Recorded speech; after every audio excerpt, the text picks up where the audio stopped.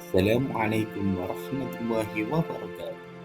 Jumpa lagi dengan saya Ali Kusni, CPB Angkatan 10 Kabupaten Tuban. Izinkan dalam kesempatan kali ini saya akan menyampaikan aksi nyata modul 2.1, yaitu pembelajaran berdiferensiasi. Apa itu pembelajaran berdiferensiasi?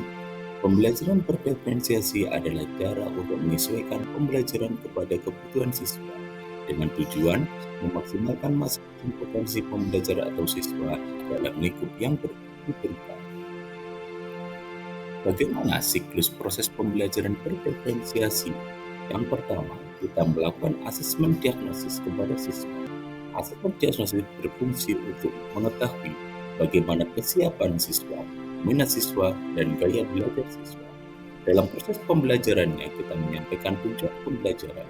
Dan yang paling penting dalam proses diferensiasi pembelajaran adalah kita harus membedakan komponen-komponen yang dibedakan, antara lain tentang konten atau materi, tentang proses atau rancangan tentang pembelajaran, serta produk atau hasil belajar.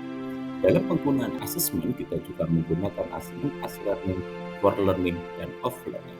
Sementara diikuti dengan evaluasi, kemudian diikuti dengan refleksi.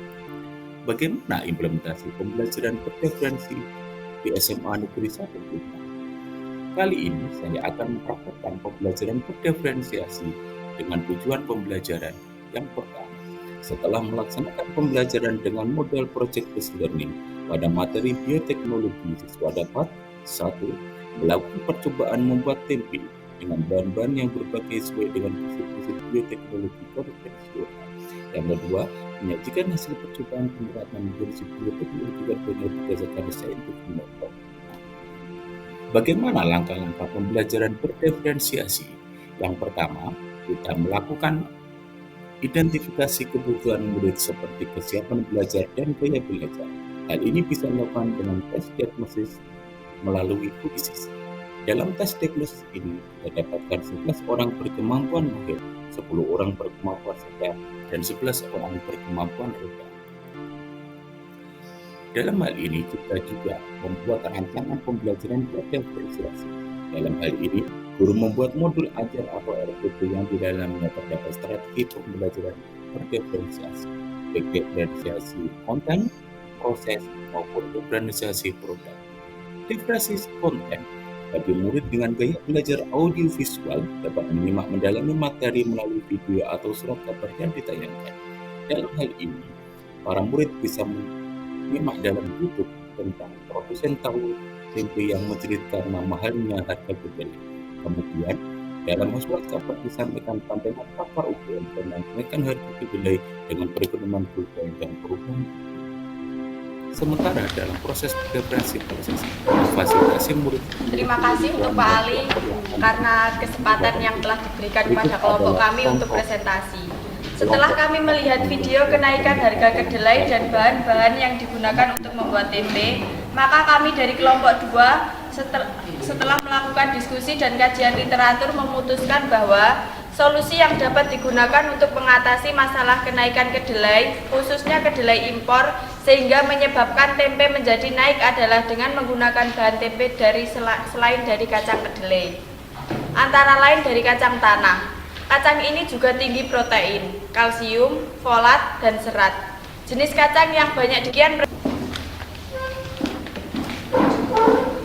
Terima kasih untuk Pak Ali karena kesempatan yang telah diberikan. Diharapkan dalam kesempatan kali ini, siswa dapat memproduksi tentang produk yang beraneka-ragam dari tempe. Biasanya tempe diproduksi dari kedelai, tapi kali ini bisa dari bahan kacang hijau maupun kacang tanah, kacang tunggak, dan sebagainya. Lalu bagaimana tentang pelaksanaan penilaian pembelajaran berdiferensiasi?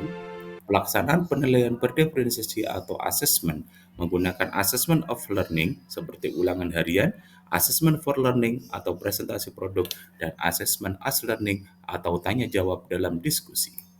Bagaimana kemudian kita melakukan refleksi dan kesimpulan? Takaran ragi itu kami bingung.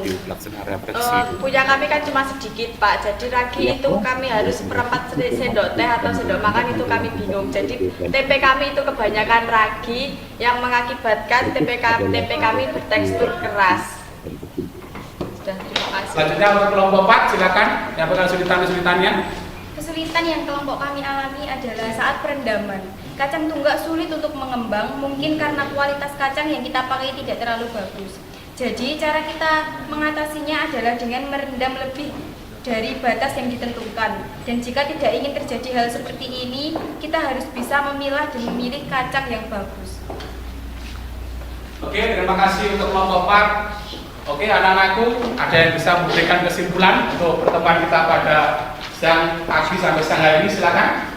Membuat tempe dari bahan-bahan yang berbeda membuat kami lebih termotivasi atau bersemangat mengikuti pelajaran bioteknologi karena membuat kami penasaran. Oke, terima kasih untuk kakakku Nadia. Terima kasih anak-anakku semua. Sebelum kita mengakhiri pada pertemuan kali ini, mari kita bersama-sama berdoa yang akan dipimpin oleh ketua kelas. Untuk Mas Arif, saya persilakan untuk memimpin doa mengakhiri pertemuan kita pada pagi hari ini. Silakan Mas Arif. Siap, gerak. Pada guru, hormat, gerak. Gerak. Doa, mulai. Bismillahirrahmanirrahim. Wal asri innal insana lafi khusrin illa alladziina amanu wa amilus solihati wa tawasaw bil haqqi wa tawasaw bis sabr. Shallallahul adzim. Demikian aksi nyata tentang pembelajaran berdiferensiasi. Terima kasih dan salam guru penggerak, bergerak, bergerak, dan menggerakkan. Assalamualaikum warahmatullahi wabarakatuh.